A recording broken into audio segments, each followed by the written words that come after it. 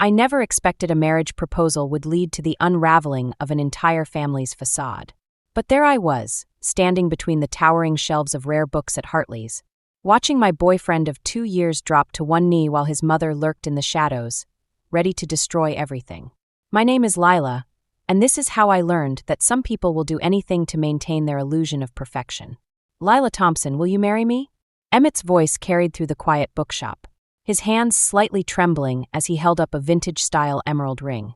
The afternoon sunlight streamed through the dusty windows, catching the stone's facets and sending green sparkles dancing across the spines of leather-bound classics.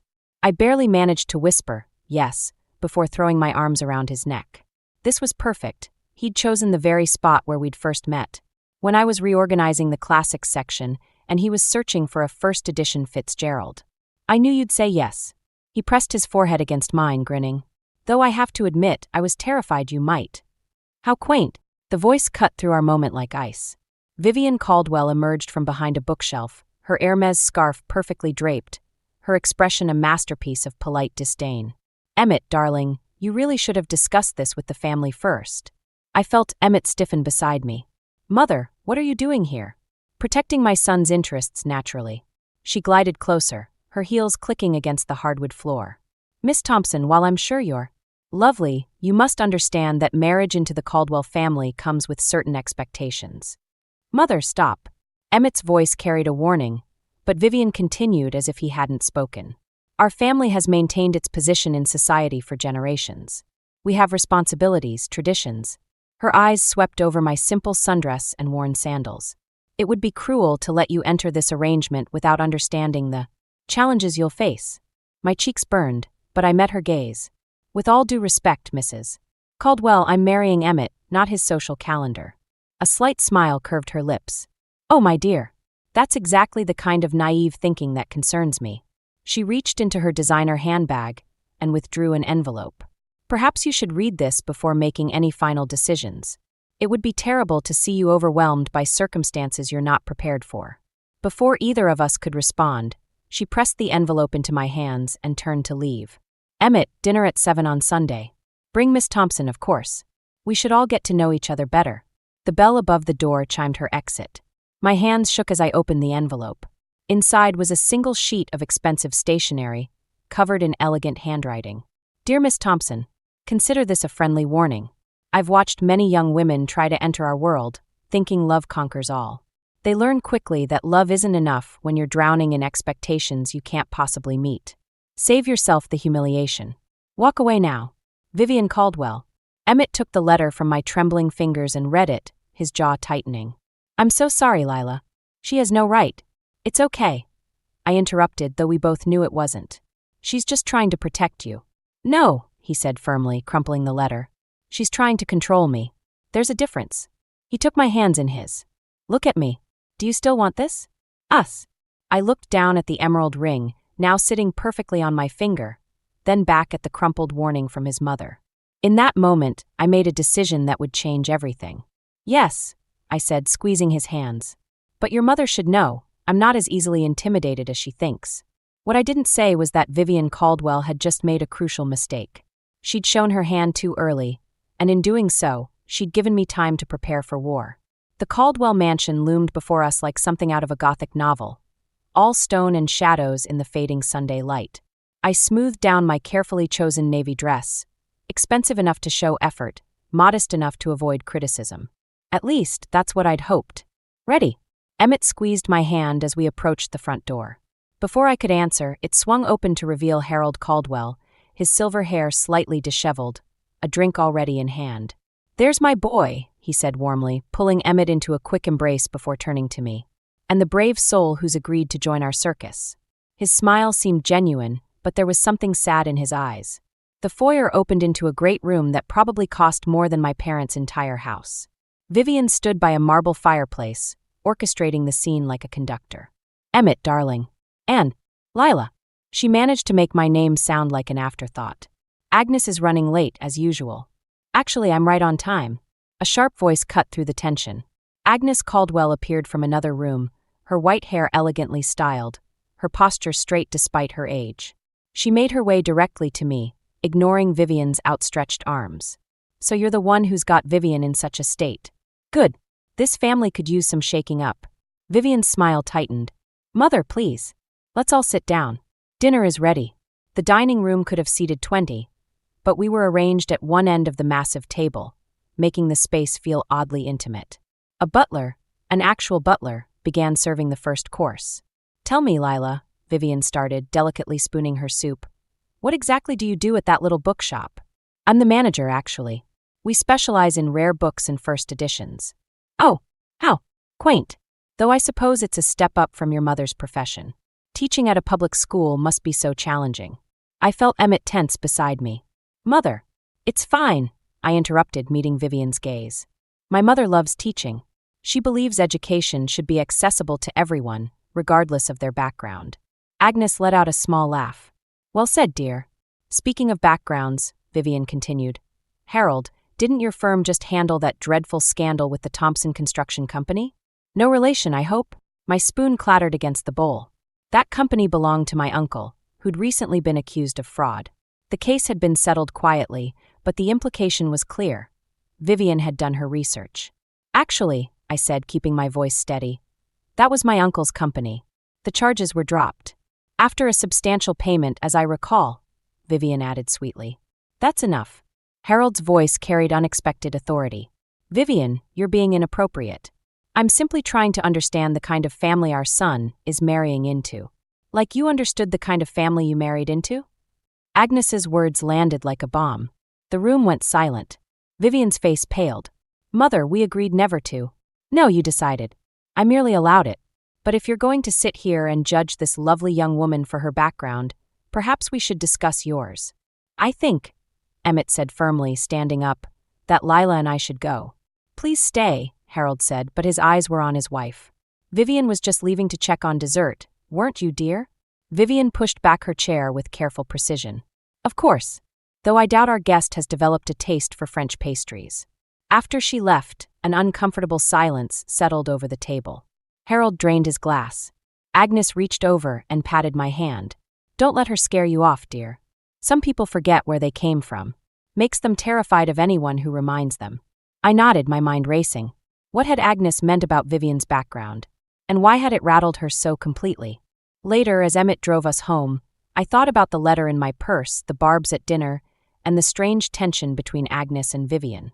There was more to this family's story than anyone was saying. I'm sorry about tonight, Emmett said softly. Don't be. I touched the emerald ring on my finger. Your mother just taught me something valuable. What's that? Everyone has secrets. Even her. Agnes's phone call came at 3 a.m, her voice carrying a urgency that made my stomach drop. Meet me at the Silver Spoon Cafe at 7. Come alone. There are things you need to know about Vivian. I sat in the cafe now, watching Agnes slide into the booth across from me, looking far more serious than she had at dinner 3 nights ago. She placed a worn manila envelope on the table between us. Before I show you this, she said, I need to know if you're truly prepared for what fighting Vivian might mean. I'm not the one who started this fight. No, but you'll be the one to finish it. She pushed the envelope toward me. Vivian's been having you investigated, but 2 can play at that game. Inside were photographs, old ones yellowed with age. A young woman in a maid's uniform, standing outside what looked like a service entrance. It took me a moment to recognize Vivian's features in the girl's face. She was a maid, I whispered, at the Caldwell estate. That's how she met Harold. Agnes stirred her untouched coffee. She worked there for 3 years before they fell in love. His parents, my late husband and I, we opposed the marriage. My hands shook as I flipped through more photos. But you eventually accepted her? We did, which makes her current behavior all the more despicable. Agnes's voice hardened. She's become everything she once hated. Worse, she's trying to erase her past completely. A text message lit up my phone. Emmett, where are you? Mother's here at the bookshop. She's what? I stood up so quickly I nearly knocked over my coffee. I have to go. Lila. Agnes grabbed my wrist. Be careful. When Vivian feels cornered, she becomes dangerous. I rushed to the bookshop, finding Vivian examining our rare books section with exaggerated interest. Emmett stood nearby, looking uncomfortable. Ah, there you are, Vivian said without turning around. I was just telling Emmett about an interesting discovery. It seems someone has been accessing old Caldwell family records. Private ones. My heart pounded. Is that right? Indeed. Records about family history, employment records, old photographs. Now she turned, her eyes sharp as steel. You wouldn't know anything about that, would you? Mother, Emmett warned. No, let her answer. Have you been digging into my past, Lila? I thought about the photos in my bag. About Agnes's warning. About every subtle dig and veiled threat since the proposal. Actually, Mrs. Caldwell, I have a question for you. I moved closer, keeping my voice low. What was it like working as a maid? The color drained from her face. Behind her, Emmett's eyes widened. You have no idea what you're talking about, she hissed. I think I do. And I think I understand now. You're not afraid I'll embarrass the family. You're afraid I'll remind everyone of who you used to be. Lila. Emmett stepped forward. What's going on? Ask your mother about her time working at the Caldwell estate. Ask her why she's so desperate to hide it. Vivian's hand shot out, knocking over a display of first editions. Books crashed to the floor, one's ancient spine cracking on impact. You think you're clever? You think exposing this will help you? All you've done is ensure I'll never accept you into this family. Mother, stop. Emmett's voice cracked with shock. No, Emmett. She needs to understand. Vivian straightened her jacket, composure returning like a mask. I've worked too hard to build this life. I won't let some small-town nobody destroy it. The only one destroying anything is you, I said quietly, kneeling to pick up the damaged books. And for what? To protect a lie. Vivian's heel ground against one of the fallen books as she turned to leave. Consider this your final warning, Lila. Drop this, or I'll make sure you regret it. After she left, Emmett helped me collect the books, his hands trembling slightly. I had no idea, he whispered, about any of it. I showed him the photos, watched his face as he processed this new reality about his mother. What do we do now? He asked. Now. I carefully placed the damaged books on the counter. Now we show your mother exactly what happens when you underestimate someone you consider beneath you. The bridal boutique's mirror reflected everything I didn't want to see. My mother's worried expression, Agnes's tight-lipped concern, and most notably, the empty chair where my future mother-in-law should have been sitting. Instead, Vivian had sent her personal stylist, Marco, who circled me like a fashion-conscious vulture. Darling, this is... He gestured vaguely at my chosen dress, a vintage-inspired gown with delicate lace details. How do I put this diplomatically? It's very... You. That's kind of the point, I said, smoothing the fabric. It's my wedding dress. Mrs. Caldwell was quite specific about the image we're trying to achieve. He pulled out his phone, showing me a photo of a sleek, modern gown that probably cost more than my annual salary. This is what she had in mind. My mother stood up. I thought the bride usually chose her own dress. Oh, she does, Marco said with a practiced smile. Within reason. The Caldwell wedding will be covered by several society magazines. We have to maintain certain standards. The boutique door chimed, and Vivian swept in like she owned the place. Which, I realized with a sinking feeling, she probably did. I hope I haven't missed anything important. She air-kissed Marco's cheeks before turning to me. Oh dear, that's not the dress we discussed. No, I said firmly. It's the one I chose. Lila, darling, you don't understand. This wedding isn't just about you. It's about family tradition, about maintaining the Caldwell image. Like you maintained it? The words slipped out before I could stop them. The room went silent. Marco looked between us, sensing the tension but missing its source. Agnes gripped her cane tighter. I've been meaning to discuss that with you, Vivian said, her voice dangerously soft. Harold is quite upset about those old photos being circulated. He's considering postponing the wedding until we can be certain. Private matters remain private. My mother stood up. Are you threatening my daughter? Not at all. I'm simply explaining consequences. Vivian examined her manicure. Actions have them, you know. For instance, if certain stories about the Thompson family's financial troubles were to reach the press. That's enough. Agnes's voice cut through the tension. Vivian, you're embarrassing yourself. No, Mother, I'm protecting this family. Like I always have. She turned back to me. You have a choice, Lila. You can either play by the rules and join this family properly, or what? I challenged, though my voice shook. You'll reveal my family's struggles? Go ahead. Unlike you, I'm not ashamed of where I come from. Vivian's smile turned cruel. No. Then you won't mind if I share the real reason your uncle's company went under?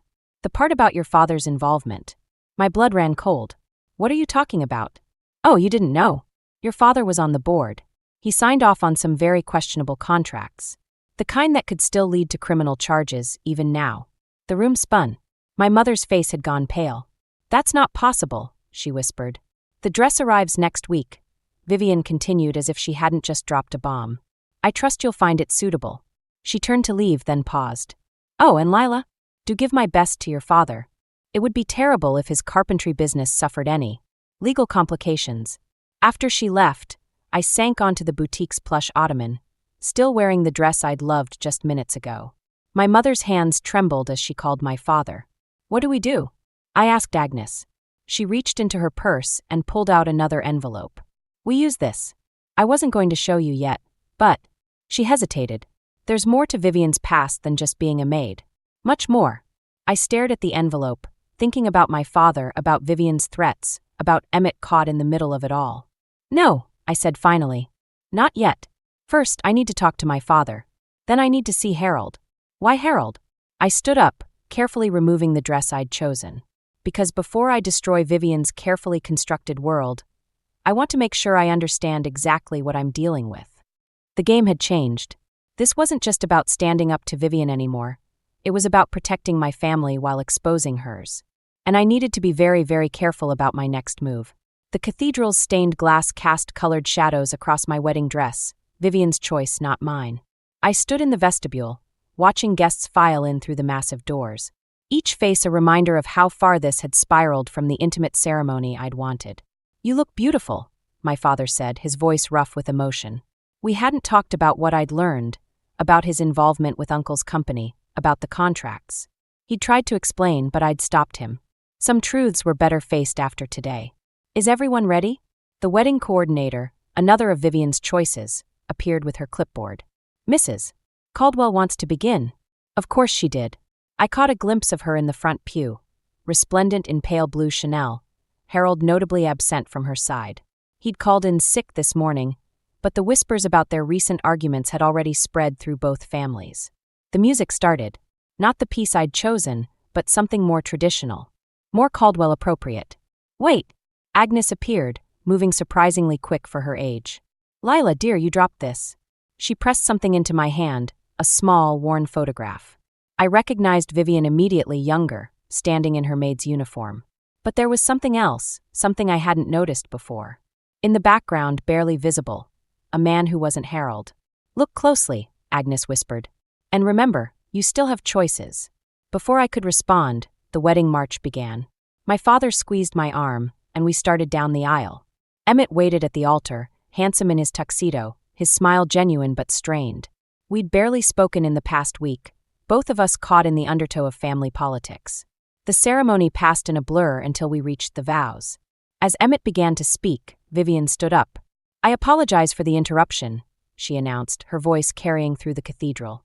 "But before these vows are exchanged, there's something that needs to be addressed." Gasps rippled through the congregation. Emmett stepped forward. "Mother, don't." "I'm sorry, darling, but I can't watch you make this mistake." She turned to face the guests. "The Thompson family has been less than honest about their background. Mr. Thompson's involvement in a recent financial scandal. That's enough." The voice that cut through wasn't mine, but Harold's. He stood in the side entrance, looking disheveled but determined. "Vivian, sit down." "Harold, you don't understand." "I understand perfectly." He moved down the aisle. "I understand that you're so terrified of losing control, you'd ruin our son's wedding day. Just like your father ruined ours." The photograph in my hand suddenly felt heavier. I looked at it again, at the man in the background. At Vivian's father. "Harold, please." Vivian's voice had lost its authority, replaced by something close to panic. "No." He reached the front, addressing the stunned guests. "My wife's father paid her to leave her first fiancé, a gardener's son, to marry me instead. She spent 30 years trying to erase that past, becoming exactly like the people who once looked down on her." Silence fell over the cathedral. I looked at Emmett, saw the shock on his face, then at Vivian, who had sunk back into her pew. "Now," Harold continued, "we can either continue this wedding, celebrating these two young people who actually love each other, or we can let history repeat itself. Your choice, Vivian." I felt Emmett's hand find mine. "Lila," he whispered, "we don't have to do this today. Not like this." I looked at the photograph one last time before slipping it into Vivian's lap as I passed her pew. "You're right," I said quietly. "We don't." The gasps returned as I turned and walked back down the aisle, my father's chosen dress trailing behind me. I heard Emmett's footsteps following, felt his hand catch mine again. "Where are we going?" he asked as we reached the doors. "To get married," I replied. "But on our terms, not theirs." Behind us, I heard Agnes's distinctive laugh, followed by the rustle of movement as she stood. "Well," her voice carried clearly, "I believe there's a lovely garden chapel just down the road. Shall we all redirect there? Except perhaps you, Vivian. I think you have some reflecting to do." Sometimes I realized the best revenge isn't about destroying someone's facade. It's about forcing them to face it themselves. The garden chapel reception was everything the cathedral ceremony wasn't: intimate, genuine, and completely out of Vivian's control. Which is probably why she showed up halfway through, clutching a manila envelope like a shield. "I tried to do this the gentle way," she announced, her entrance silencing the small crowd. "But you've left me no choice." Harold moved to intercept her. "Vivian, don't. Your precious Lila isn't who she claims to be." She pulled papers from the envelope, letting them scatter across the nearest table. "These are police reports. Sealed juvenile records. Did you know your bride was arrested at 16? My heart stopped. Emmett's hand tightened around mine. "It was expunged," I said quietly. "And it wasn't what you think." "No." Vivian's smile was razor-sharp. "Then explain why you were found in a burning building with gasoline on your hands." The reception fell silent. Even Agnes looked shocked. "I didn't," I started, but Vivian cut me off. "Your uncle's construction site. The one that burned down, leading to his first bankruptcy. The police suspected arson, didn't they? But Daddy covered it up, called in favors." "That's enough." My father stood up, his face ashen. "Is it? Because I think everyone deserves to know exactly who they've welcomed into their family. A troubled girl with a history of violence, whose father uses corrupt connections to." I was trying to save someone. The words burst out of me, echoing through the garden. There was a homeless man living in the building. I saw smoke, broke in to help him. The gas can was already there. "A convenient story," Vivian scoffed. "But the police report is incomplete." Agnes's voice cut through the tension. She stood slowly, leaning on her cane. "Because I made sure of it." Everyone turned to stare at her. Even Vivian looked confused. "What are you talking about, Mother?" "That homeless man? He was your father, Vivian. After he lost everything, after he forced you to marry Harold, he lived on the streets. I kept track of him, tried to help when he'd let me." Agnes moved closer to me. "The night of the fire, he'd been drinking, knocked over a space heater. Lila saved his life." The color drained from Vivian's face. "You're lying." "Am I?" "Check the hospital records from that night. John Morrison, admitted for smoke inhalation. He died 3 months later from pneumonia." Agnes turned to me. "I never knew it was you. Not until I saw your juvenile record in Vivian's research." The garden spun around me. All this time, all these weeks of Vivian's attacks, and I'd been connected to her past in ways none of us knew. "Why didn't you tell me?" Vivian's voice cracked. "About father? Would it have changed anything?" Agnes asked. "Would knowing he died alone, ashamed of what he'd forced you to become, have made you treat Lila any differently?" Vivian staggered back, bumping into a table. Flowers and champagne glasses crashed to the ground. "I think," Harold said quietly, "it's time you left." "Harold, now, Vivian, before you destroy what's left of this family." As she fled the garden, I felt the weight of every secret, every manipulation, every moment of the past few months crushing down. The man I'd tried to save had been Vivian's father. The same man who'd forced her into a loveless marriage, setting off decades of bitterness and control. "Lila." Emmett's voice seemed far away. "Are you okay?" I wasn't. None of this was okay. The truth about my past was out, tangled impossibly with Vivian's own tragedy. I'd wanted revenge, wanted to expose her hypocrisy, but not like this. Not through the death of her father, a death she hadn't even known about. "I need some air," I managed, pulling away from Emmett's grasp. As I walked toward the chapel's small prayer garden, I heard Agnes following. "You're not responsible for any of this," she said softly. "Aren't I?" I pushed and pushed, wanting to hurt her like she hurt me. "And now we all have to live with the truth," Agnes finished. "The question is, what will you do with it?" I looked back at the reception, at my new family scattered among overturned flowers and scattered police reports, and realized I had no idea how to fix what had been broken, or if it even could be fixed. I found Vivian in her father's old groundskeeper's cottage, now a storage shed on the edge of the Caldwell estate. She sat among dusty furniture and forgotten memories, clutching a faded photograph. "I used to hide here," she said without looking up, "when Father would drink. Before he arranged my marriage to Harold. Agnes told me where to find you." I stepped inside, letting the door close behind me. "The family's worried." "Are they?" She laughed bitterly. "Harold's already filed for divorce. Agnes has cut off my access to the family accounts. Even my own son." She trailed off, finally meeting my eyes. "Why are you here, Lila?" "Because I understand now. About wanting to erase the past." "Do you?" She stood, swaying slightly. An empty wine bottle rolled across the floor. "You have no idea what it's like spending decades building a life, only to have it all unravel because of where you came from." "Actually, I do. You made sure of that when you exposed my juvenile record. That was different. Was it? Or were you just doing to me what your father did to you? Forcing someone to be something they're not, because you're terrified of facing who you really are." She moved suddenly, grabbing a stack of papers from a nearby table. "You want to know who I really am? Here." She thrust them at me. "Bank statements. Property deeds. Everything Harold's lawyers sent over. I'm broke, Lila. Everything belongs to the family trust. Without the Caldwell name, I'm nothing again.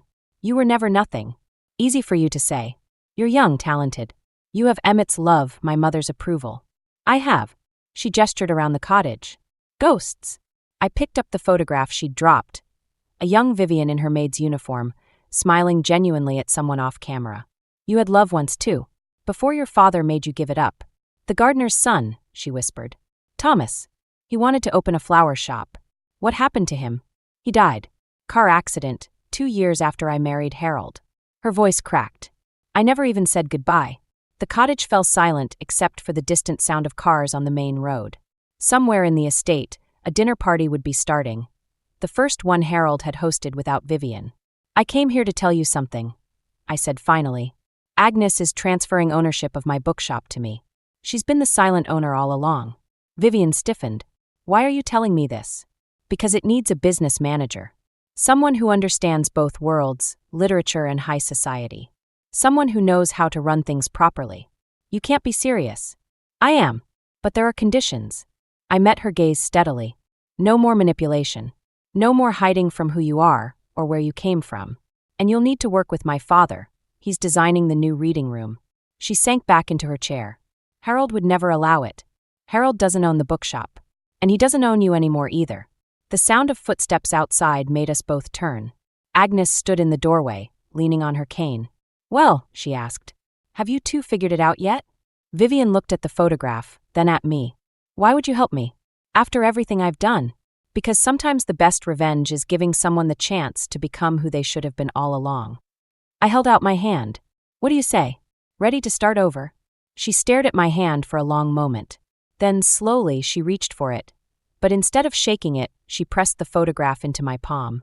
"Keep this," she said quietly, "to remind us both what happens when we let fear of the past destroy our future."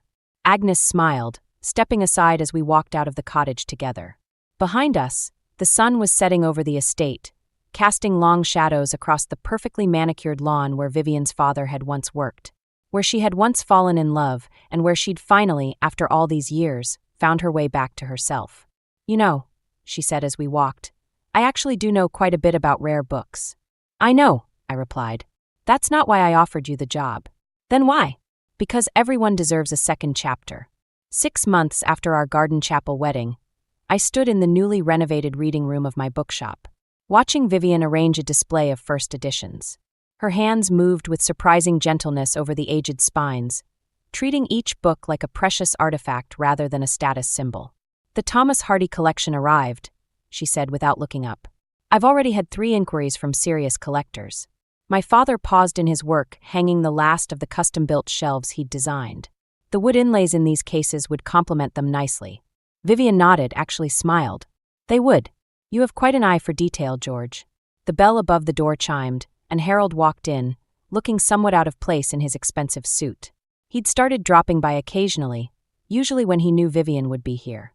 They weren't reconciling, some bridges stay burned, but they'd found a way to exist in the same space without hostility. "The reading room looks remarkable," he said, running a hand along one of the shelves. "Though I suspect it's not what brought you here today."